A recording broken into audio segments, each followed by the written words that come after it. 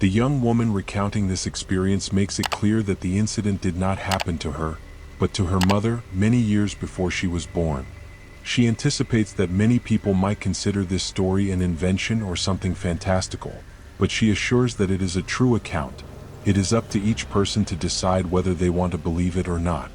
She mentions that even her own mother took a while to share this story, fearing that her daughter might get scared. However, today she claims that fear no longer affects her. All family members are aware of the story and pass it along among themselves, but they avoid bringing it up.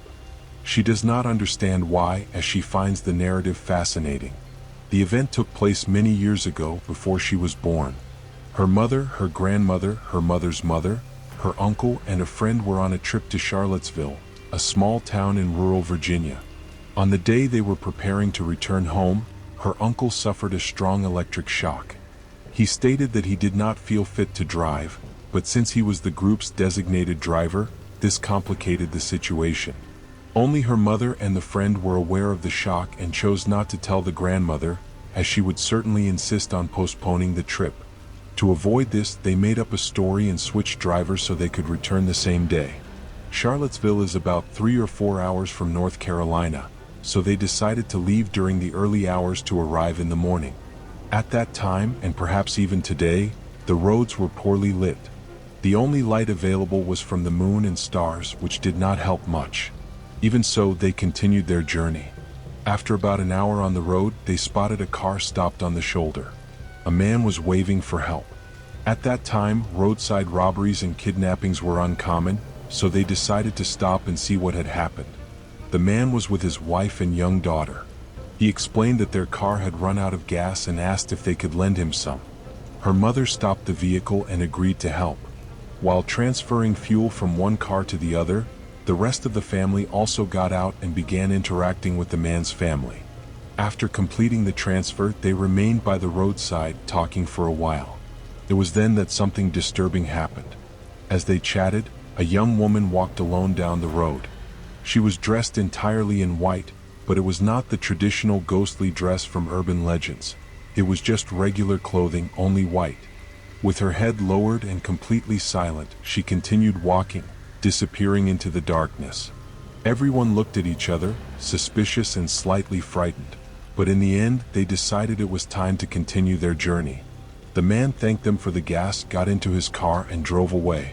Her mother did the same, and the group resumed their trip. However, something curious happened. Only 5 minutes had passed since the woman had walked past them on the road, and they were heading in the same direction, yet she had simply vanished. There was no sign of her anywhere on the road. After about 2 more hours of travel, they had almost forgotten about the enigmatic woman. However, to everyone's surprise, they saw the same woman walking alone on the dark road again. Intrigued, her mother decided to stop the car and speak to her. The other passengers objected, saying it was crazy.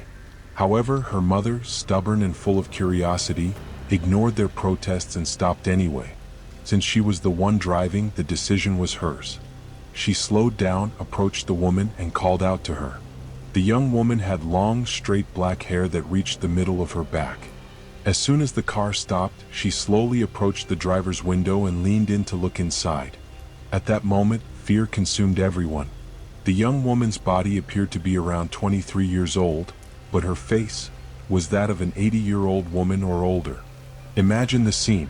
You see a young woman walking down the road, but when you focus on her face, you realize she looks like an elderly lady.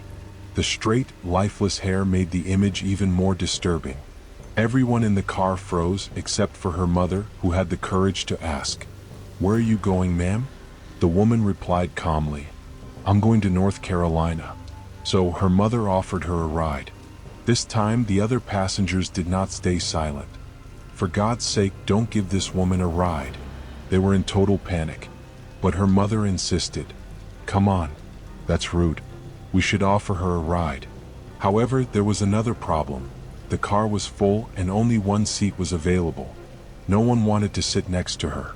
In the end, they rearranged the seats. Her mother moved to the back seat and handed the wheel to her uncle, who, despite still feeling the effects of the shock, preferred to drive rather than sit next to the woman. When the young woman entered the vehicle, An absolute silence took over, as if everyone had fallen into a trance. Her mother tried to start a conversation to break the tension but soon noticed something strange. Even though she was sitting next to the woman, she couldn't feel her presence. There was no sensation of her body pressing against the seat, as if the woman were absent. Additionally, the wind blew through the windows, but not a single strand of the young woman's hair moved. Curious, she asked, "Ma'am, what are you doing out here at this hour? Why are you alone?" The woman responded, "I was on a trip with 4 friends, but the car overturned. They all died." At that moment, a chill ran down everyone's spine.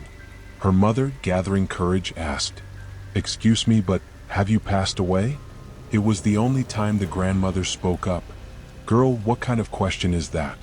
The young woman slowly turned her face toward her mother and, with an enigmatic smile, asked, "And what do you think?" Faced with an awkward silence, her mother replied, "It can't be anything else. You were alone in the darkness. You have the body of a young woman, but your face is aged." The woman just smiled and lowered her head again. For the rest of the trip, no one spoke another word.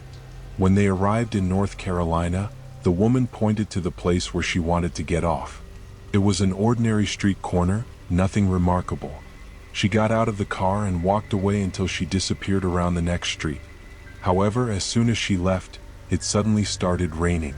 The sky had been clear with no sign of a storm, but a single cloud seemed to have descended over the car. As soon as they turned the next corner, the rain abruptly stopped. When they arrived at the house of the friend who had accompanied them, he was so shaken that he could not get out of the car on his own. Her uncle had to help him inside. A few days later, driven by curiosity, they passed again by the place where they had dropped the woman off. To their surprise, they realized that the street was located behind a cemetery. Since that episode, they prefer not to share this story, fearing that no one will believe them. However, the young woman who tells it assures that everything really happened.